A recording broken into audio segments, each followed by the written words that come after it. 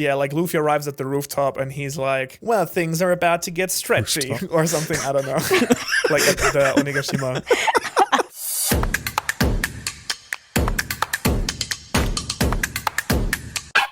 Hello and welcome to the Blue Banana Podcast, your weekly source of anime manga entertainment. And your three pals, Liam, Manu and Sophie, coming to give you joy as always. Now, we haven't done this before, but seeing we as, have not know, agreed on that is... tagline.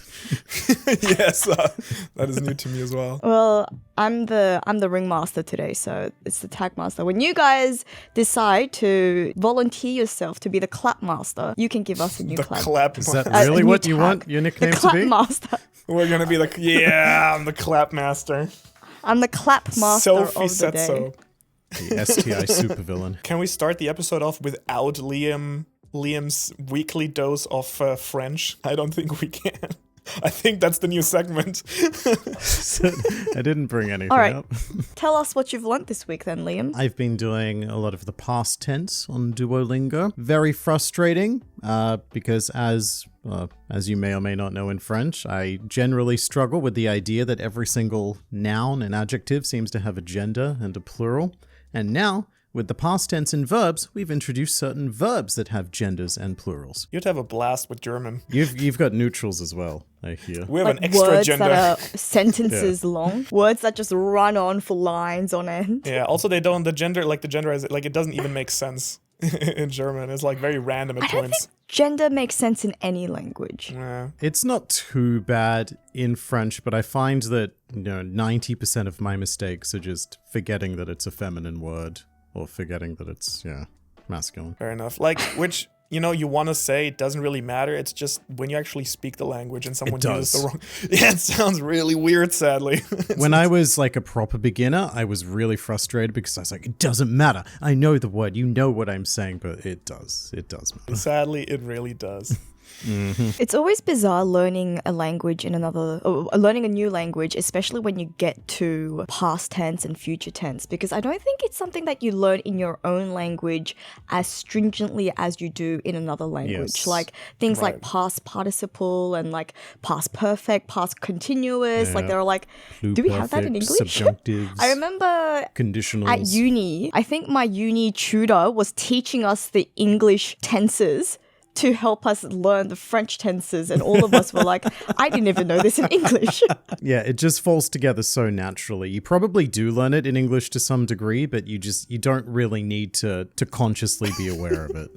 Thank you, language teacher. You've made me feel dumb about a new language and my native And my language. own. I appreciate that. The worst thing in French is when I'm in a lesson with my tutor and she's got me translating something and I can't think of the word, but the word ends up being the exact same in English. And I'm just like, okay, that makes me feel like a double moron. Well, actually, now that we're on the topic of languages, this segues perfectly to our chosen anime of the week. Oh, because you're Which Korean? is Solo Leveling. And I know you guys are looking at me weirdly, but yes, that is exactly why. Because Solo Leveling is a Korean, is it a webtoon or a manhwa? Either one. It's a It's webtoon, I think. it's an Is it? originally I thought Korean webtoon. manhwa. Okay, well, it's an originally Korean series that has been made by a Japanese studio that I watched with English subtitles. I was about to say, you watched the dub. I was like, that's crazy. No, because when I started it on Crunchyroll, it defaults with the It dub. and I'm always, like, I know, No. always starts This with the is English dub. an English-Japanese anime based on a Korean story. We've got to remove at least one of those layers. It does have quite a few of those layers, I will say. It was really jarring for me personally because all the names are Korean. Yes. So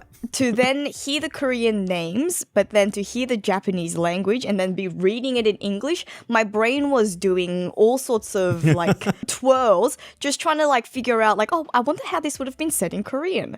And I think that took up like 50% of my brain capacity while I was actually watching. Why didn't you watch it in Korean? Crunchyroll didn't have it in Korean. They had it in Deutsch, they had it in Spanish, they had it in, all sorts of different language, and they did not have it in Korean. I mean, it was still produced by a Japanese company, right? So watching it in Japanese is probably the way to go for the best acting experience. Because weirdly enough, Korean would be a dub. I did talk to like a few Japanese friends if they've seen it, and they were like, oh yeah, I've seen it. Like, I think they didn't realize until I pointed it it out that it was actually like taking place in Korea. I think they just took it for Really? granted, and it was. Yeah, I was like, Oh, what wow. about the names? We're like, I don't know. What about the names? What about the location where it is? Yeah. But I don't think it is Seoul actively mentioned. Not Seoul, but like the city looks very Korean. It's as opposed to Japanese. I think because you know it. Maybe it's that bias, but when I'm looking at all of the signs and I'm not seeing any Japanese and a lot of Korean Yeah, the words, I'm signs, I think thinking- there were Korean signs from memory. I feel like the only Definitely thing that stood Korean out to signs. me was that the cars were driving on the right. That was like the thing that I noticed. That was different. I did not look at the signs, I'll be real. So I feel like you could be forgiven to like not realize, that it's I don't know. With Korea. all the names, I feel like you'd need The to names be are a pretty pretty big ignorant. giveaway. Maybe. Yeah, I mean, fair enough with the names, yeah. All right, someone volunteered themselves to actually explain what. Oh, Oh, okay, not Liam. Disregard Liam. that. Someone please sponsor Liam. The studio is falling apart. Oh, it's just that one. Okay, so quick story behind this. Every other square is stuck on perfectly with like proper glue and everything, but this was the very first test one I did, and it's stuck on with command strips, which don't hold. And it's currently summer in Australia, so this bad boy keeps melting off. And I just haven't been bothered to stick it on properly. no. The real story is, have you guys heard that you can become a member of the Blue for as little as $3.99 a month? I thought there was like some smart reason, like, oh, the electricity outlet is something behind, like there's like the fuses are behind there or something. The really frustrating thing is it falls down all the time when I'm recording as well, especially in summer. So I often have to like pause, pick it up, put it back. I really should be bothered to do something about it. If only I had a large quantity of money from our members. Maybe then that could inspire me. I could afford some cheap wood glue. That'd be nice. Anyways, yeah, so I guess solo leveling, did either of you go into the story with actually knowing something about it or having read it? Because I went into it like Nothing at all. 100% blind. It was one of those series I did avoid quite a lot when it was like popular.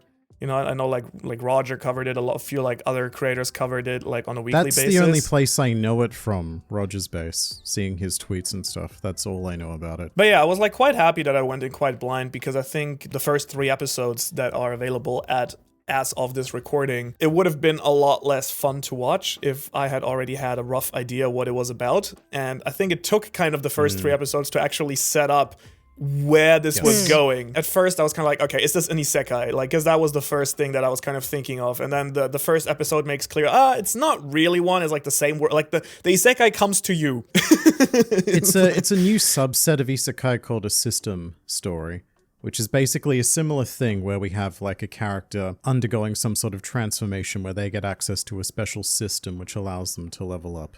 It's absolutely huge in webtoons. It's really meta though, in the sense that there are already these monsters and different ranks and, like magicians, warriors and so on. Like it suddenly appears in the real world, but then the main character, like the solo leveling, like the gag in the first episode, which I really liked, was, people can't actually change how strong they are. It's like you're born with it, like you get it once, that's it. That's kind of the gag. And then he's presumably, I'm assuming there's going to be other players, we're going to get into that, but for now, he's presumably the only person in this world who can actually change his power levels and kind of has a game within the game. It's like Game really within like a game, yeah, which it is has kind like- of a game, but also not a game. yeah, it the has like original one. levels to it. Well, yeah, for the weirdly. real life, it's not really a game, right? It's like supposedly. It has real life game elements because they follow, dungeons and bosses and gates that open up. But then the second The level final of the game, boss, you've yeah, actually that's got the true. screen and the quests. Yeah, and it's everything. really interesting. I love the concept because at first like instead of being reborn somewhere where you can like because that's not new. Like Isekai has done that where you like suddenly like have the screens and everything in the different worlds and levels. But no, it brings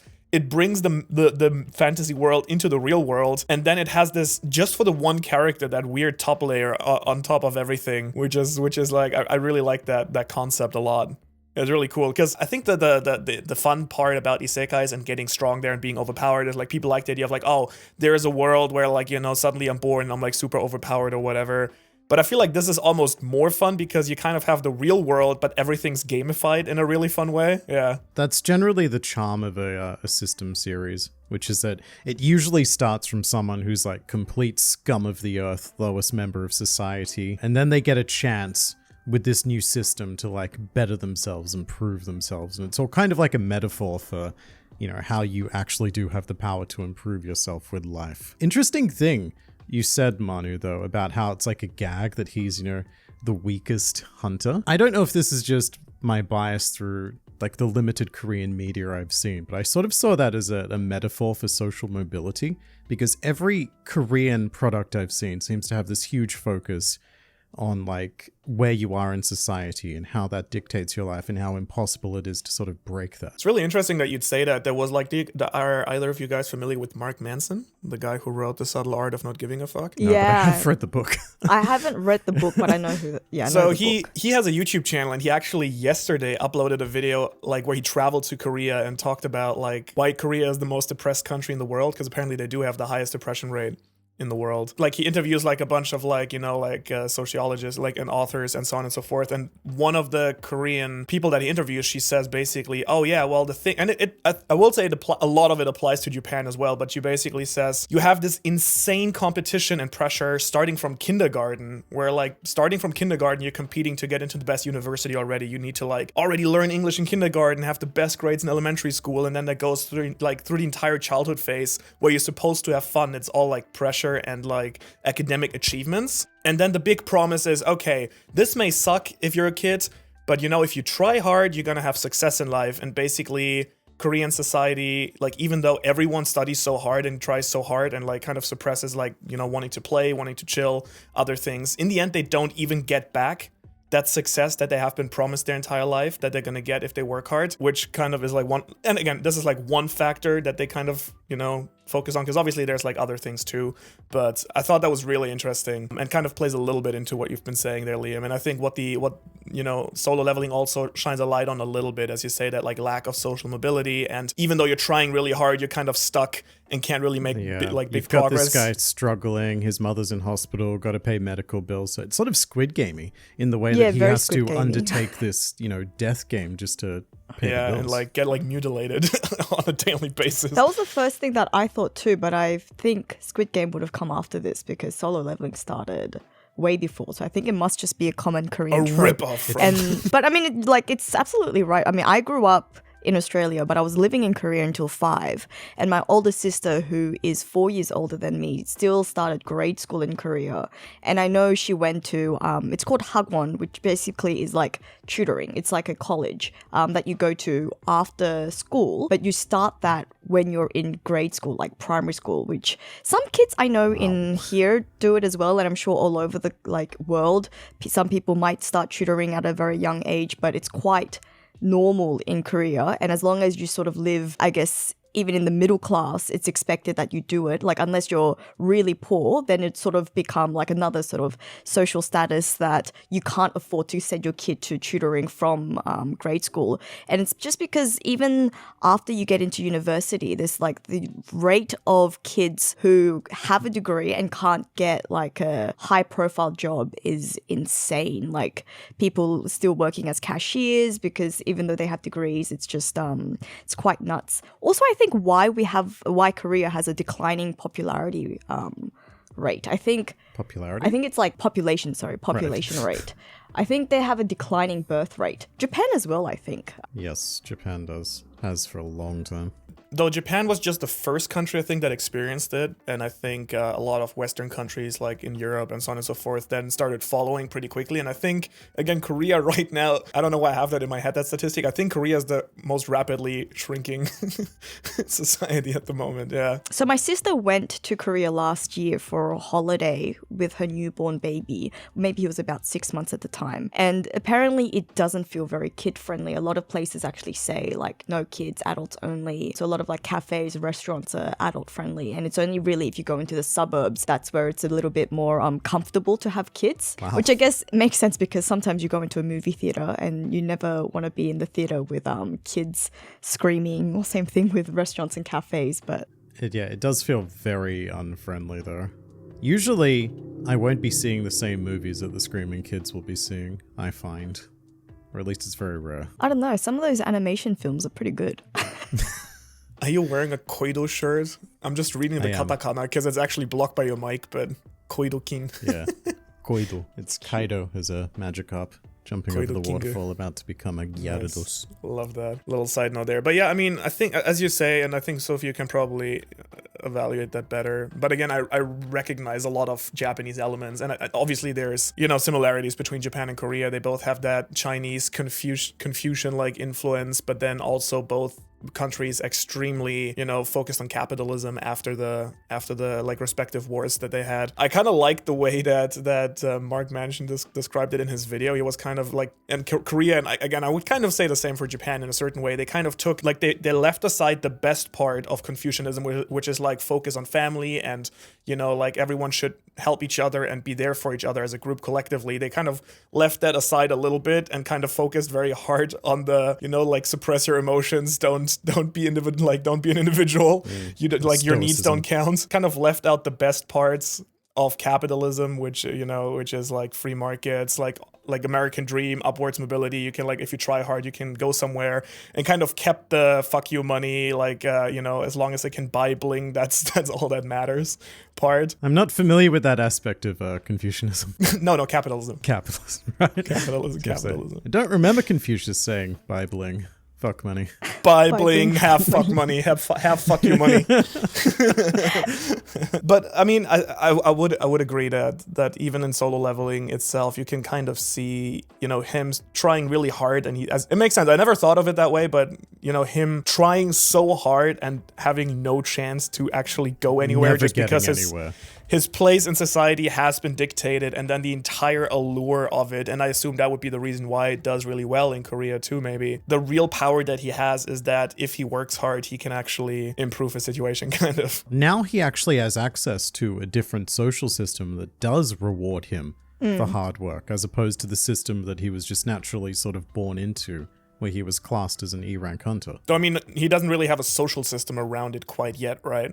We assume that's going to come when he's going to get stronger. And I assume there are more players, but he now exists in a sort of sub-society of his own, where he gets to play by different rules. Yeah, so I assume that, like, it's like obviously there's like three options I feel like this could go. Like, the first would be that he genuinely is the only person who has ever unlocked this, you know, like special quest, and it's solo leveling. That's why it's solo leveling. Then the second one would be that there are just more players, and we're going to meet a bunch of them, and like some are going to be good guys, some are going to be bad guys. Or the third option would be that it's like one of those scenarios where you think that the main guy, like one of those isekais where you think that the main character is the only person it happened to, but then it turns out there's like one other or two other guys right at the end who have also been, you know, like had the special treatment or something. Well, there's that girl that's his younger sister's friend at school that they've been focusing on a bit. Yeah, she's been getting weird focus. Yeah, she's been getting a bit of attention, so maybe she also has the same sort of powers. Him. Yeah, that one. She's definitely going to be something. Yeah,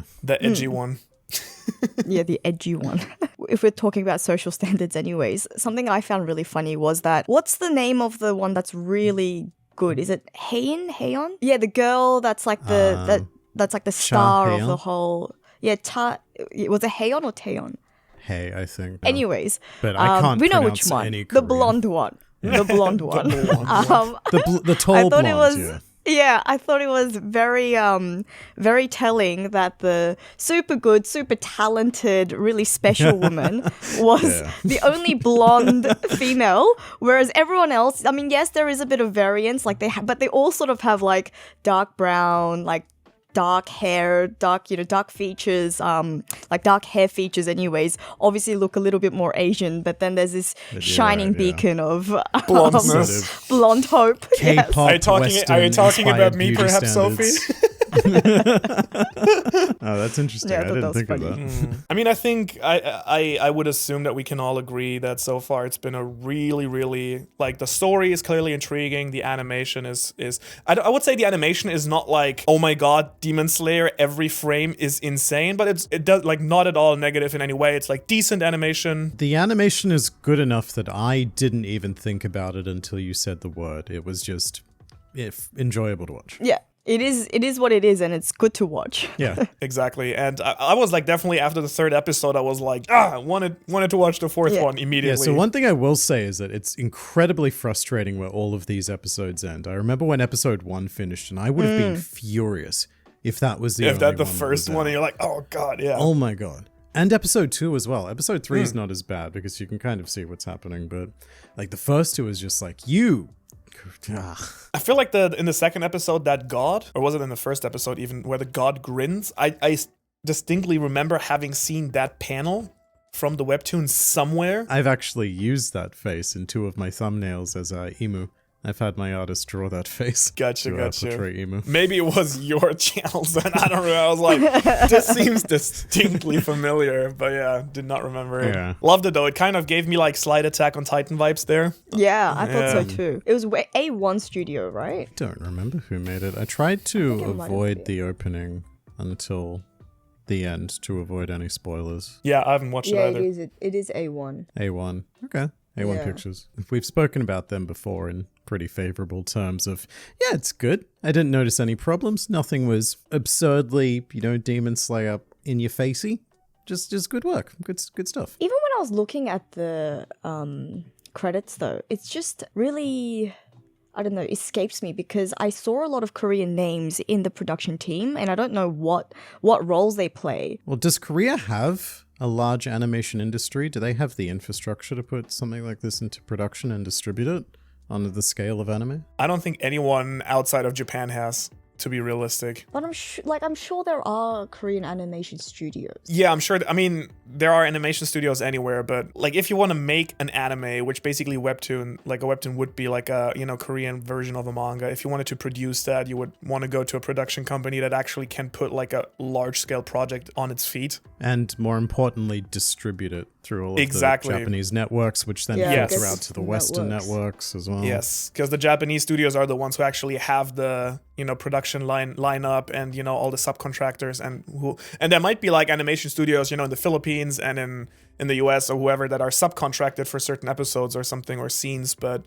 in the end, like I think, Japan's probably the only one so far that has like those connections. Yeah. Makes sense. I mean, same thing happened with things like, what was it? Tower of God and like God of High School, I think. Can I just say how much better this is than God of High School? 3 episodes in, this is already like God of High School should be thrown in the trash. I do highly suspect, though, something similar might happen where things just like go from 0 to 100 real quick. I can feel that. Yeah, right? Like, I feel like the type of series it is, we'll have maybe a couple more episodes of him figuring out the ins and outs of this new system, and then he's going to be like thrown into some probably world-changing game, because I think that's where it's heading. I think they did say something about some sort of world tournament or world... Did they?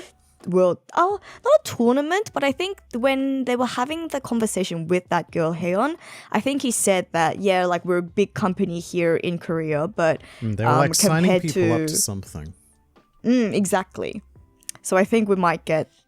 I think it will go like 0 to 100 real quick. Maybe. One of the other things I'm concerned about is it sort of turning into a generic like isekai fantasy. Because already I've noticed that, like, in the first episode, you've got your classic, like, wimpy character who doesn't do well in real life. But then in episode 2, all of a sudden, he's the only one who can figure out all of the tricks in the dungeon that they're in. He's all of a sudden the smartest, most intuitive person in the group who can also avoid attacks that no one else could, despite being significantly weaker. And he has a hot sister and a hot girl fawning over him. So there's already, like, a harem developing. So that's my worry, that those elements are going to get worse going forward. If it's not apparent already, none of us have read it. You mean so and all all the comments can go, oh, you guys have no idea. Yeah. But the first 3 episodes, they're holding their cards quite close. I feel like, as Manu said, it is just enough to sort of get you through the door and sort of start that story, whatever that story is. Yeah, it's still hard to kind of tell, for example, also, is this going to be extremely like dark? Is it like Chainsaw Man-y where he has like his grinding thing, but is also going to be kind of traumatizing Attack on Titan style where there's like gore all the fucking time? Or was it like the initial kind of like event and then it's going to be... Or is it going to be like Shield Hero where it starts out all messed up and then it gets all happy, lighthearted? Yeah. I mean, my prediction would be somewhere in between maybe, but... people really seem to like it, so that's a good sign. But a lot of people liked God of High School as well, so I don't really trust what I see on the internet A anymore. lot of people like Sakura, so I mean, Sophie, for example, big Sakura. Yeah. stan. A lot of people like Sasuke too. Yeah, I mean, Not she reasonable. won't say, but the real Joy Girl was Sakura in Sophie's heart. That was going to be my alternate channel name. Does anyone know how many episodes it's supposed to be? No. I mean, I'm just gonna assume 12 at this point. I feel like any anime I like is just gonna take a break at 12 episodes and then come back like half a year later with the second part of season 1. Yeah, but that's like a two-core sort of. Okay, I think it's. Oh no, those are the web novel volumes. Why is this information always so difficult to find out? I feel like a lot of times series start and they don't even tell you how long it's going to run for. Yeah, I've never seen one where they do announce how long it's going to be. But even the manhwa itself seems quite short. 14 manhwa. Season What is 1, that? 12 episodes. Is it done yet? There we go. All I needed was to Google. Yeah, it's finished. Oh, wait, how many Finished in episodes? 2021. It'll be 12 episodes long and 14 manhwa. That I have no concept of what that is. I how guess long it's just that a is. manga. I guess, no? Like, is one manhwa equitable to one volume? Have you read much manhwa, Sophie? Clearly not. Otherwise you would know how long When I was one younger. is. When I was younger, maybe. But only very, very short series In Korean or in English? in Korean. I mean, I used to love reading comic books when I was younger because I wouldn't read actual books. But what my mum used to do, this was when I was still living in Korea, was when she needed to go shopping, she would just drop us off at the bookshop in the department store and go shopping and pick us up. And during that time, I think I'd just read all their books for free and not buy anything. Nice. That's why they actually, in Japan, in the convenience stores, they put like tape over the magazines and manga. So you can't just stand there and read them. Ah, smart. There used to be a bookstore in Sydney or in Australia where, and I think it's actually it's probably originally American, called Borders, where Yeah. you could just read, and then they closed down because they obviously weren't making enough money. Yeah, I was like, I wonder why that business model didn't work. It was one of the first big like bookstore cafe combinations. Like my mom would take me there on the weekend and I would spend hours there reading manga while she just sat in a cafe. It was Yeah, pretty me good. too. Yeah.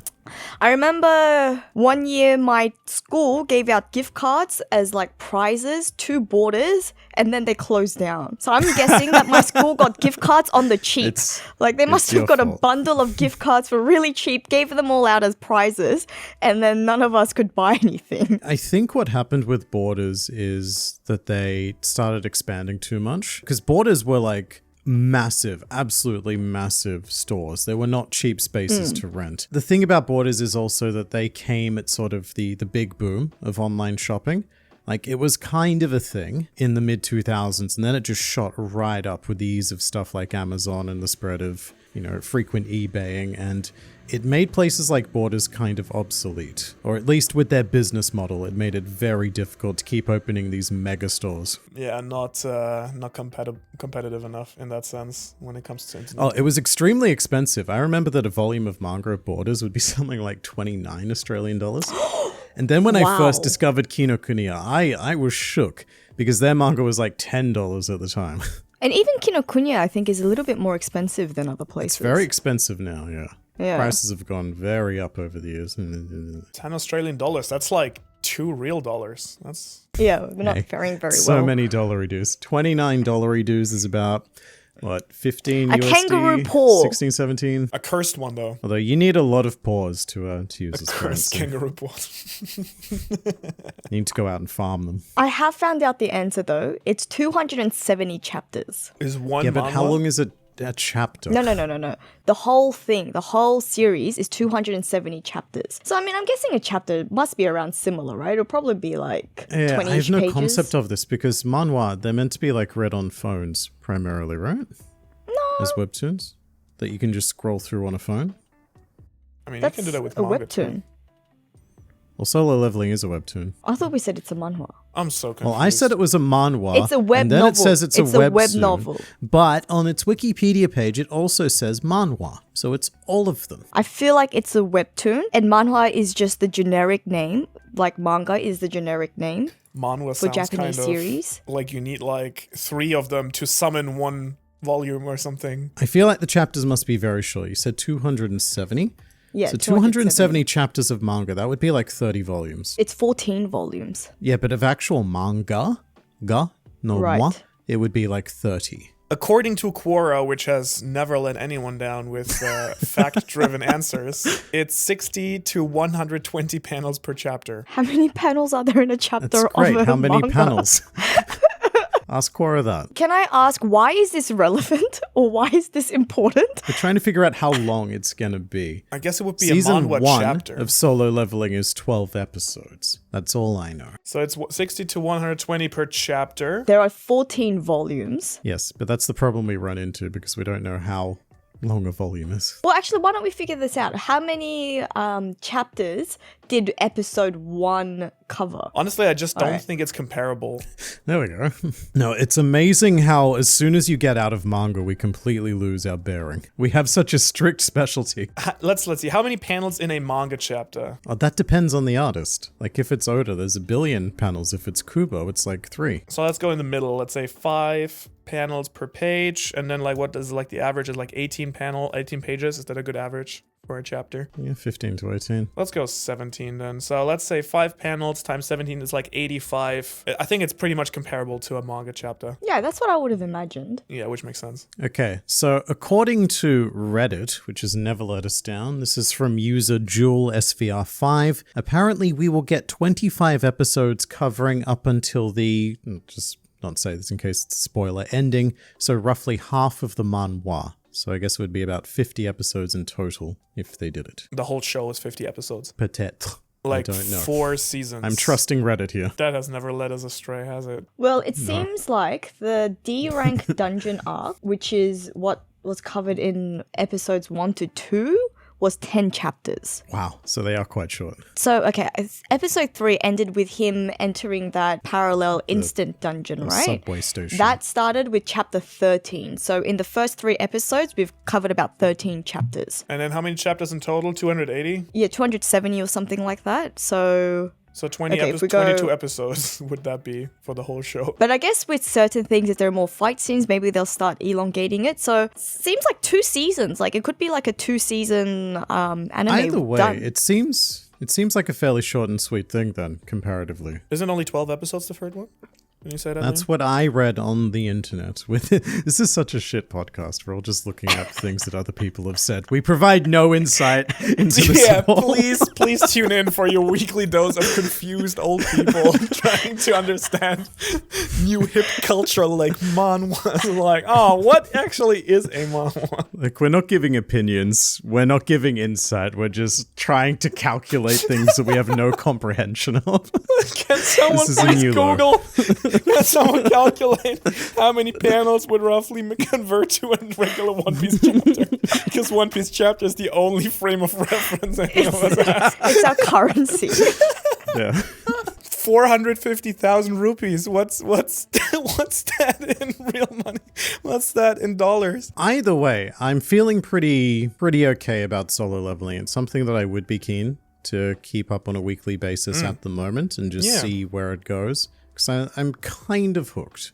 I am. I'm kind of hooked as well, but I would have loved it if we had waited for the entire season to be finished so I could just binge it, because that's the problem when I have to watch things on a weekly basis. Yeah. Yeah. I mean, that's kind of the thing with like the Netflix stuff where they just dump the entire show in like one go. And I understand the criticism there where people go, oh, but then you kind of lack that weekly discussion and the culture around it. And I agree with that, but I'm always happy if I like something and then I'm like, oh, everything is here. I can just go through it all. Manu, for example, with Blue Lock, we were both watching weekly, Yeah. surely, because that was exciting. It was a fun event that It made was. you inspired to tune into it weekly. Yeah, that's very true. I think it depends on the show. I feel like my biggest fear is not that it's bad, because I do feel like it's proven itself like in the first, like it has passed the first 3 episodes test for me pretty with flying colors. But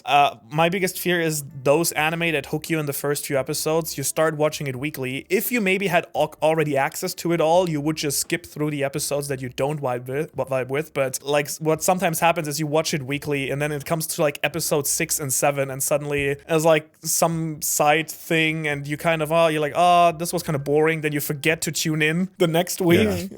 That's very much isekai isekai syndrome. A lot of them start out incredibly strong with these fantastic hooks, and then they just start meandering, just seemingly doing nothing. That's the problem when you go, and that's the reason why One Punch Man is such a standout, because it kind of somehow managed to get around. Isekai. Yeah, somehow managed to get around the problem of having that overpowered character right from the get-go, because when you have the isekai, you're reborn, you're super strong, or you get super strong within like three episodes, then that's exciting because you have your character like beat everyone up. But unless you have something else about your story that keeps people watching, it just becomes like that main character getting bored, and then it kind of like, as you said with Shield Hero, it just like turns from really enticing, like high stakes, to like a dude who's kind of overpowered, who needs to get like nerfed in like really weird ways. The first half of season 1 of Shield Hero was so good, and then he just got like too strong, and everyone had to acknowledge his strength, so there was no like satisfaction anymore. It's really confusing also because I watched it up until the third season. Like I finished watching it, but it gets, as you say, like Is less. it third season? Yeah, it gets less and less satisfying because it also gets really confusing. They jump to like different worlds, and then like there's like a Japanese world, and then they come back, and then they're like nerfed, and they need to regain their levels. Isekai have that problem a lot as well. I remember Log Horizon started to get very confusing at a certain point as well, when they kept like jumping locations and weird things, and you never really know like who's like new characters from other worlds pop up, but it's never really properly explained. And then are we ever meeting those characters it feels again? very yeah, improvised and not well thought out. Yeah, that's, or either improvised, or it's trying to like almost like the author had too many ideas and try to like squeeze it in, but in like not in an Oda way where he like takes an arc and then maybe blows it up to like, I mean, I don't think any one of us is complaining, but like blows it up like way over what he originally planned to, but it's still like part of that narrative. While like with like stories like these, it feels like, oh, and wouldn't like in this world there are also other worlds, so we need to introduce the other world, so we need to go there, but then we need to go back to the actual main line. But now they're too strong because they gained all the skills from the other world, so now we need to nerf them down again, and then all the characters we met there are basically irrelevant. I mean, it's really interesting because all of these sorts of anime actually kind of follow the same problems as actual games do, where, you know, parts of the world become irrelevant and you've got to like just keep fighting this power creep of like getting stronger and keeping people engaged. And I'm sure people who play games that have a lot of DLCs or like long running like MMOs like World of Warcraft, or like I used to play Lord of the Rings Online, like these are great games like maybe the first time you play through them, but even then, like if there's too much content, especially outside the first few levels and then the end game, like if it's just it just fills in with like stuff in between that's kind of irrelevant, because if you don't do it, well, you don't really need it to like get to the final level and end game, gear yourself up or something. So you kind of like get into that mid-level range territory, and you're like none of this is really relevant for the end game, but I have to kind of go through it, and you kind of end up dropping the game. I think that's like a problem many games do have. I don't usually make it to the end game and stuff like that. The last time I played something like this was Diablo 4 when it came out last year. I got through the campaign, and then I was like, I'm kind of done with it. Yeah, Guild Wars 2 was good. So you didn't actually play it? I played it. I got through the whole campaign of it, but, you know, if you talk to Diablo players, getting through the campaign is like, that's the tutorial. Playing the game is the tutorial. And then it's all about all of the end game stuff that you do after that. I had the same experience with Hogwarts Legacy. I got that for the Switch, and I played it for like the first, like maybe like few levels. Like I'm not even sure how many levels you can go. I played maybe like up to level 12 or something, which is a tiny percentage of the game. And even though I really liked the world and I love the concept, the fighting system and everything, all the riddles, and it looked actually even on the Switch pretty nice. And then it's the same like what we said with the anime, like it's like I just took a break and then never came back to it. And like now when I'm like, oh, now I would have time to play it, I'm just like, I feel like that's, as I said, that's a problem that many games and also many shows have. I think TV shows even more so in some cases than anime, maybe, where there's like really strong season 1s, and then even with season 2 it already starts like being like, you kind of burned your fuel there in the in the first few episodes. Not to bring this back to the eternal topic, but that's what I'm afraid of with One Piece live action, that we've kind of burned all of the hype and excitement of it just existing, and then season 2 will come out and it'll just sort of meander. Yeah. I think the difference though is that there's such a big base of One Piece fans that I think will watch it no matter what. Like for us, for example, I think we'll continue watching it, even if it's just to talk about it every season that it comes out. What did you think? You know, like there'll be always a big group of people because of how huge the One Piece fan base is. For smaller series, in contrast, I think have that problem. Even things like Spy Family. I think we talked about it before. How people are bagging out like, "Oh, is this like? Don't you think this season of like Spy Family is like just not as good?" And then there's nothing wrong with this season 2 at all. It's just that people were probably just super excited when season 1 came out. Season 2 is probably doing the exact same thing, but it's just people have just burnt out. And it's the initial wave of it coming out. Oh my god, it's a new thing. Anya, how cute. And then we've ridden that wave, and now we're just sailing gently. And I think we had this debate before. I would even argue that something like One Piece, in my opinion, if it came out the same, I mean, obviously it would probably have a different approach if it came out nowadays, but let's say like the first few chapters, I think it wouldn't make it past the first 40 chapters. I sadly agree with you. In fact, they didn't even want it to come out back then. Like, most of the higher-ups at Weekly Shonen Jump were completely against making One Piece a series.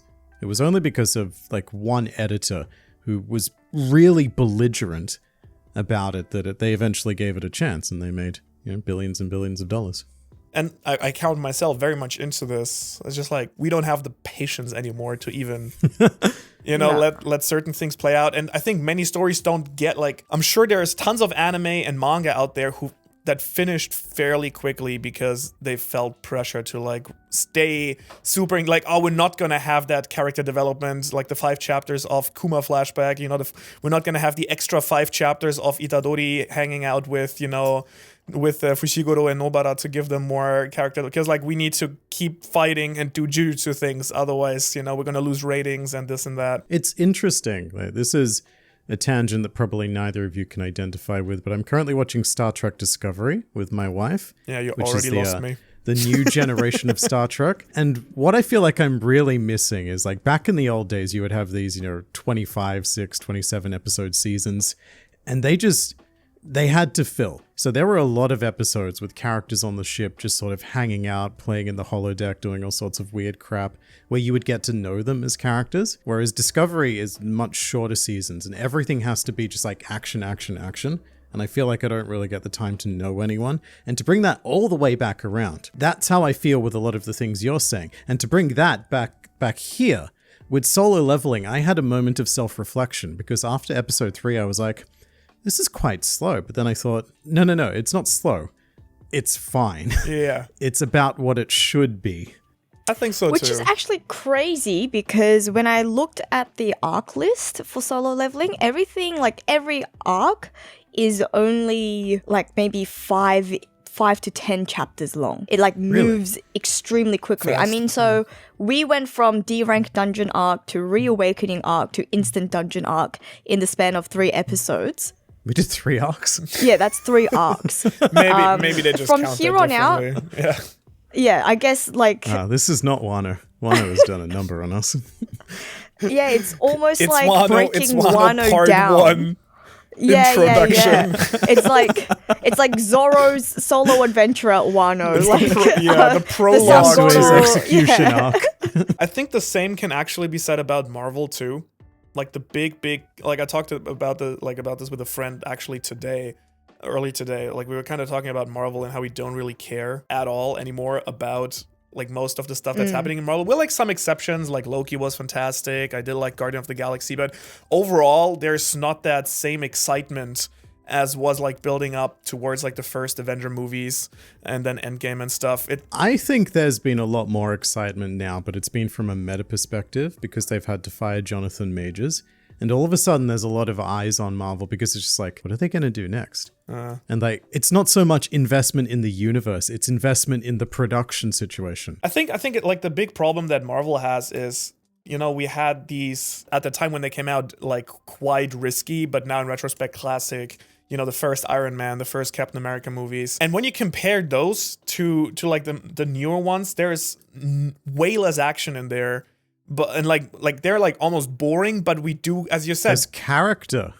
we do spend and time with these developments and characters, slower yeah. pace, yeah. Like the character arc that we just get in the first 3 Iron Man movies, and then all the way that those arcs Yeah. that lead to the end of Endgame, like it all ties in really nicely. We care about those characters, and it actually means something when Iron Man actually dies, or it means something when Captain America like also leaves the Avengers and stuff. Like we know their stories, we know, like, you know, how everyone is connected to them, like how all of these characters are connected to each other, and now we suddenly have this huge cast of new characters, and most of the movies are just them saying cool things, saying the classic Marvel lines, and then fighting cool. Yeah. Between set pieces Yeah. that cost extortionate amounts of money to shoot. But you're like kind of like, oh cool, like, but why? Like I don't really care Like, about. I get what you mean. Like Yeah. every Marvel character is kind of like the same character Yeah. at the moment. Yeah. They're kind of like this sassy, always yeah. has the right one-liner. I have a cool sentence Sort to of say. like slight outcast in society. They're all sort of the same thing. Yeah, it's kind of like if Luffy every time like he an arrived, archetype. yeah, like Luffy arrives at the rooftop and he's like, well, things are about to get stretchy or something. I don't know, like at the Onigashima. That would probably happen in the 4 Kids Onigashima. I don't know. I feel like if Luffy said that, I would forgive him. I think he would do it in the right way. Probably. Well, because Oda's a good Things writer. are He about to actually get like would write it in like a fun way. Maybe that should be our new tagline. Maybe we should start every episode of things are about to get ripe. Yeah, it's time Ripe. to it's time to pirate. Time to get ripe. Anyways, to close off what has been I have to maybe quickly a pick up a riveting call, discussion. and you guys thank members, please. Apologies. Okay, Manu doesn't All want to right. thank the Okay, members, Manu. All right, bye. but- Wow. He's actually just leaving. Oh, this is a first. Manu just decided, fuck it. Yeah. Whatever, I'm done. Well, you and I are going to stay and we're going to dutifully thank our very special members because they are special to us no matter what Manu does. So please say thank you to Asta Shibi. Thank you, Asta Shibi. Asta Shibi has been a member for 14 months. 14 months. 14 months. That's another clap. Deserves another clap. And then I'll clap on behalf of Manu, who's not here. So I was going to say, I feel like I should be saying, like, we appreciate you, but someone just completely left before your name got said. So we, Sophie and I, appreciate you. I don't speak for Manu anymore. no. Oh, he's back. He's back. Literally Is as he we back? finished. Maybe. Just I'm so as sorry. we finished. That was actually an important call. Otherwise, I would, of course, not have picked up the phone during the podcast. Very I unprofessional. know. As in the spirit of this podcast, unprofessional until the end. All right. And before we head off, what are we talking about next week, Sophie? Bleach. We're going to be talking about Bleach next Nice. week. You guys have been asking for this for a while, Yeah. and it's finally happening. That's finally Yeah, it's happening. finally Like happening. this episode. It's happening again. It's happening. Bleach. right. Bleach your assholes for the next episode. I'm so glad I didn't stop recording.